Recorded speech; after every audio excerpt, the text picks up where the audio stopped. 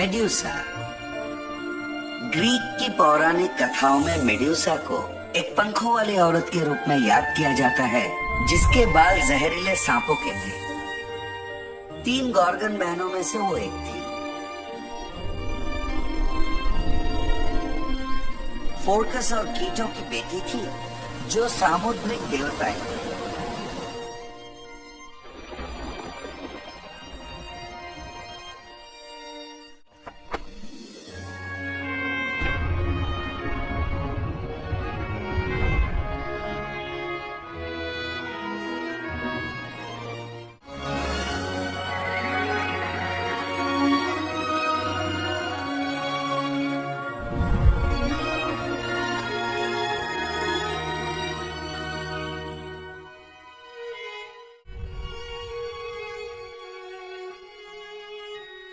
Medusa. Greek की पौराणिक कथाओं में मेड्यूसा को एक पंखों वाली औरत के रूप में याद किया जाता है, जिसके बाल जहरीले सांपों के थे। 3 गॉर्गन बहनों में से वो एक थी। फोर्कस और कीटो की बेटी थी, जो सामुद्रिक देवताएं थे। मेड्यूसा के बारे में जो कम लिखा गया है वो ये है कि वो एक पैदाइशी राक्षस नहीं थी। कई कथाओं में लिखा गया है कि वो पैदाइशी राक्षस थी, पर कई कथाएं इसका। ओविड के हिसाब से मेड्यूसा एक बहुत ही सुंदर औरत थी, जिसके लंबे, घने और सुनहरे बाल थे। कहा जाता है कि वो इतनी सुंदर थी कि जो भी मर्द उसे देखता, शादी में उसका हाथ मांग बैठता।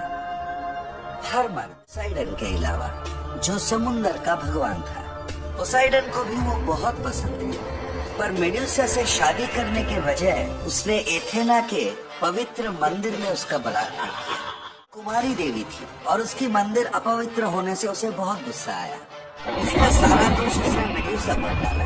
उसने उसे श्राप दे दिया, जिससे कि मेड्यूसा एक राक्षस बन गई। उसके सुंदर घने बाल विषाक्त सर्पों में बदले। श्राप ये भी था कि जो भी उसकी तरफ देखेगा वो पत्थर बन जाएगा। फिर कभी भी कोई भी उसकी तरफ बिना दंड पाए देख नहीं पाएगा, और फिर कभी उसे प्यार की एहसास नहीं होगी। इन श्रापों पर मेड्यूसा का कोई नियंत्रण नहीं था।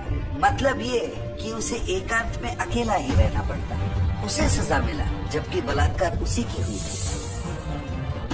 ऐसी कथाएं फैलने लगी कि मेड्यूसा एक ऐसी राक्षस रह सकता। कई नामी ग्रामी योद्धा ने उसे मार गिराने की कोशिश की, पर वो सब पत्थर में बदल गए। ज़ूस का बेटा पर्सस को मेड्यूसा को मार गिराने का दुष्कर काम सौंपा गया। उसका सहायता करने के लिए कई भगवानों ने उसे उपहार दिया।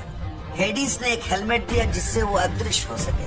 हर्मीस ने पंखों वाले चप्पल दिए। एथेना ने एक कांस का ढाल दिया, जिससे कि वो मेड्यूसा की नजर को मोड़ सके, और उसकी सर काटने के लिए तलवार भी दिया। इन उपहारों की वजह से पर्सियस मेड्यूसा की नजर बचाकर, जो कि एकमात्र गॉर्गन थी, उसकी गर्दन काट दी। की मौत हुई, वो पोसाइडन की बच्चे की मां बनने वाली थी।